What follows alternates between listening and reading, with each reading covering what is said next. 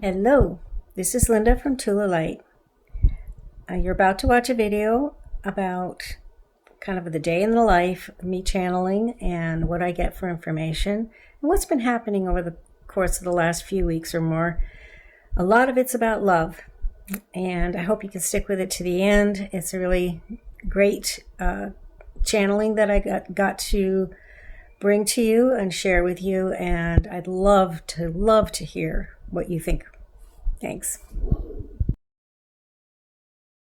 My morning practice, I get up early, I make coffee, I sit in my recliner by the window that faces east, and so sometimes the sun comes right up and hits me hard. My dog Aria is always with me in one of several positions on my recliner.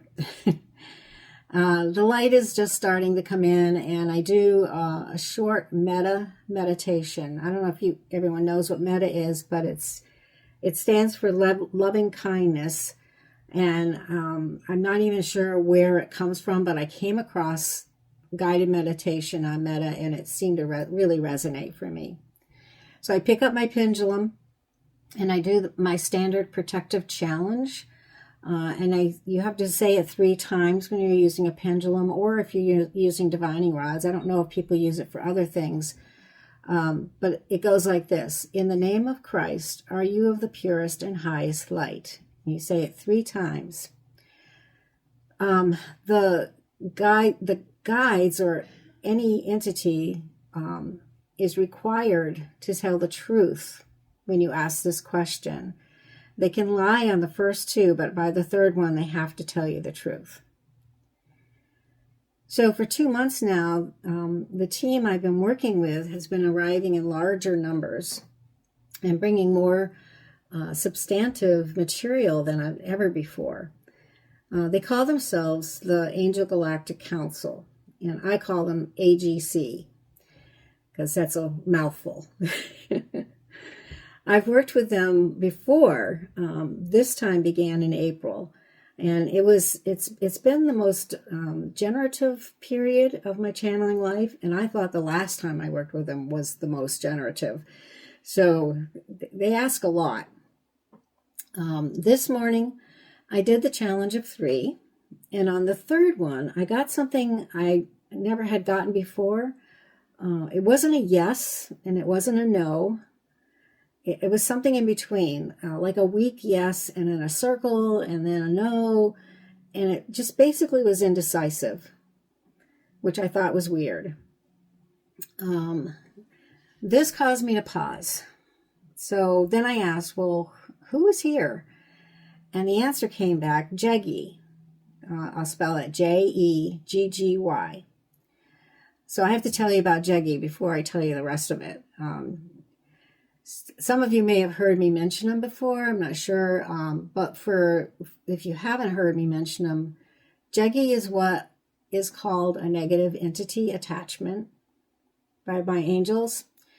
He came into my field through a really difficult event in my life. I learned that from the angels, and that he's what they call it's like a lower level of what the angels might call a negative. And they've described to me 4 or 5 negatives in past readings. He's the smallest one. By smallest, I mean the least threatening. But he is real, and he's disruptive. So early in my practice, he would sneak into my channeling sessions, and he'd plant false information. He'd misdirect me. Sometimes he would bully me with messages I didn't want to hear. And I actually felt scared of him. I would have a visceral reaction when he was present, and like throw my pendulum aside. Like, I don't want evil in my house.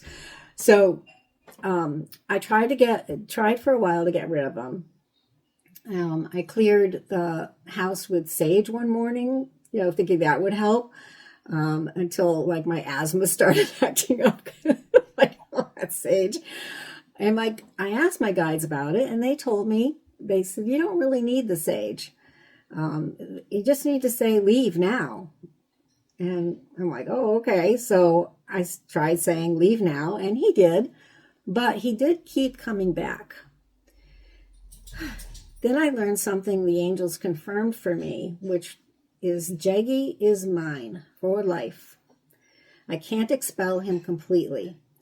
The methods that work on other negatives don't work on him. He is, in some way, I can't pretend to understand, a part of me that I have to live with. So I made a different choice. I stopped trying to make him go away. I started talking to him. And that started some time ago. And what happened slowly over time is that the relationship with Jeggy changed. He has gotten softer, and he's gotten funnier, less hostile, but he still shows up. And I'll tell you this little story. One day I was driving my car. I think I was going to see the woman who helps me with publishing my books, and she lives not far from me. And I was driving along in my car, and I smelled cigarette smoke. And cigarette smoke usually means my mother is coming through, and that's her sign. So I'm thinking, why? I'm in the car, I'm driving, and my mother's coming through. This is not a good time, Mom. So, so I pull over, and I have a spare pendulum and pad in my car, in my purse that I always carry with me. So I pull them out, and I'm like, is someone trying to talk to me? And yes. And then it starts telling me a message about Trump and politics and, everyone's going to be happy today, blah, blah, blah. And I'm like, well, why is that urgent? I'm driving my car. And I said, who is this? And sure enough, it was Jeggy. So he's a little stinker. But now, so that was like months ago, quite some months ago. Now he no longer shows up as like a disruptor. He shows up more like, it sounds funny, but like a friend. But the one who always gets you in trouble, like you get home late or you stay for one more drink or, you buy something you don't really need or want, that friend. So kind of funny, kind of entertaining, but not with any real bad intention. So when the pendulum gave me an indecisive answer on the third challenge this morning that I was doing this 4 days ago, my first thought was he might generally not know what category he's in anymore. Pure light or not pure light? Because the challenge says, are you of pure light? He used to be clearly not pure light, but he's changed since then. And that the protocol assumes you're one or the other. It's binary. Jeggy doesn't quite fit into either category these days. So I said to him, good morning. And the conversation that followed was the longest I've ever had with him. The first thing he said was, love the article about me. And I had just recently written a piece about him, about what I learned from engaging with my own shadow instead of fighting it. And he had liked it. And, so he wanted to let me know. And I asked what he loved about it. And he said, you care. Give me more care. Love that. And I'm like, what I caught when I heard that was that a previously hostile inner force is asking almost shyly for more care. Not threatening me, not testing me, just asking. And I told him, I used to want to kick you out, make you go away, but I do care now. And that he was a part of me. And he answered with, love you. You are going to be famous. Like, that's so Jeggy. So I asked him why he thought I wanted to be famous. And he said, you tell everyone about angels, love, and kindness for noticing Manny. And I asked him to define Manny. It's one of the angel words that I work with. And I've come to understand it that it means love that loans itself rather than being given as a transaction. And he answered correctly. He said, lone heart, give gift love. And so I asked him if Manny mattered to him, and he said yes. Then I asked him if he loaned his heart to others, and he said yes. And I asked him if others loaned their heart to him, and he said yes. And then added, love that you ask. That's a phrase that comes up once in a while when I'm talking with the angels. It means that I've gone deeper than before. When they say love that you ask. So at the end of the conversation, he said hugs. And that was that with Jaggy. So this is the entity who used to scare me. It's like pretty profound from my perspective. It feels very profound. After Jaggy left, the AGC arrived. The whole team, including Metatron at the lead. So I have this whole council. The AGC is 111 angels. And then I have Metatron and Uriel and like a few other angels. I have the 3 white witches. So there's a whole group. Get crowded. There's a lot of them. Excuse me.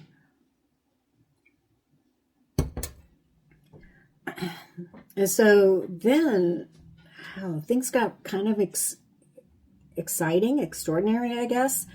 The AGC, they have been teaching me about love at different levels. They have a developmental ladder that runs from what they call transactional love, the love that we offer in exchange for being loved, and then up to reciprocal love, then attentive love, and then unconditional love. They call unconditional love fine love. And at this point, I understood this is the highest level of love that human beings can reach. So I hadn't heard of anything beyond that. They have also given me a dimensional framework focusing on 6 levels of our dimension vibrational levels. So from 3D up to 8D. And each with it has its own frequency signature, each representing a kind of love at increasing depth. So the transition from the lower levels up to 8D to fine love is what they have described to me. And they also talked about crossing a bridge. And I heard Mel Lawson talk about this too, which is at the bridge, the soul and the human might together walk across to unconditional love or with unconditional love. The higher self flies over it. And this metaphor, it's new to me, so I need to explore it some more, and I plan to learn more about it down the line. But there's this, I guess it's just the path, the journey that they're describing, trying to educate me about. It's interesting. They said to me that I'm currently at 7D, one step short of the bridge. And I'm like, no. Okay.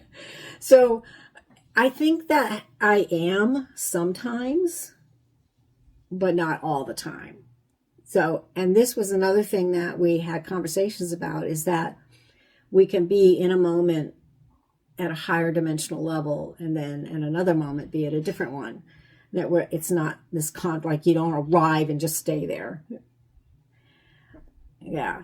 So that's been the architecture for weeks, 6 weeks, 8 dimensions and the bridge and all of that. And what happened this morning had extended it, because after I told them about my conversation with Jaggy, which I didn't really have to tell them, they already knew. They said, you gift love to Jaggy, you loan heart to Jaggy. And I said, yes. And then I asked, is that okay? Because, I don't know, Jaggy's a negative.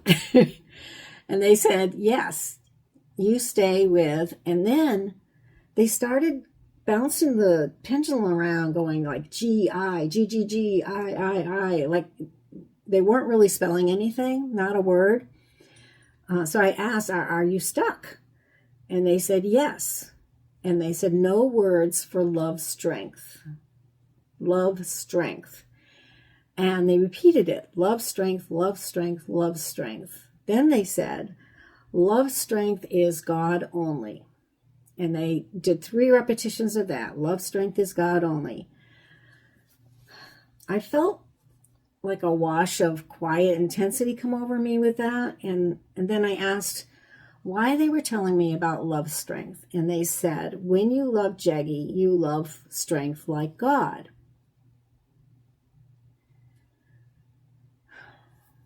So the angels have been teaching me about love for 2 months. And the team has given me a complete dimensional progression and a vocabulary for levels of love. And today they acknowledged that there is a level above what they had been teaching. A level they did not yet have a name for, at least in human terms. And a level above unconditional love. A level closer to God's own love than even fine love is. And it's interesting because they use the word God a lot, and it's not something I'm used to talking a lot about, like using the word God. But they, in the past, have been very adamant that another word for God is love. So you can say love and not God if you choose, and you're saying the same thing. It's kind of interesting.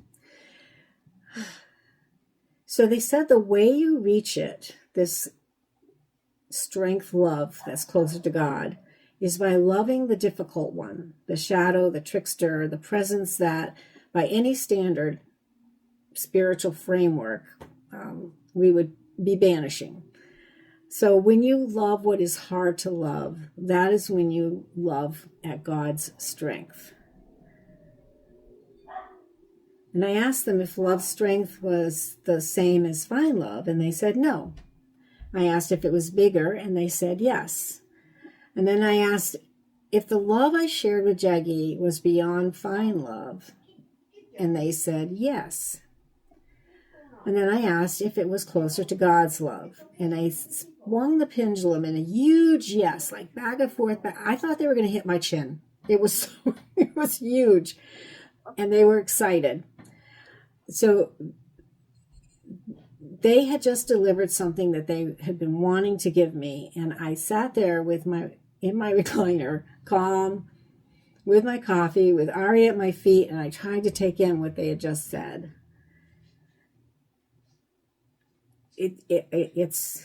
I'm still trying to take in what they said, honestly. So if I step back from that morning for a moment, I can tell you, for the last 6 weeks, the AGC Commission, I call it, has been the most generative, creative period I've ever had. They have given me a vocabulary of more than 30 angel words for nuances of love and inner work that brings my glossary of their words up to close to 200. I might be over 200 now. A dimensional framework that I just described, a correction of popular meanings of angel numbers, what 222 means versus what it actually means, what 333 means versus what people think it means. So they've talked about those numbers.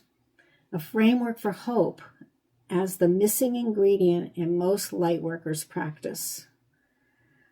A teaching about how political and ecological disruption may be producing a more sustainable relationship with the earth.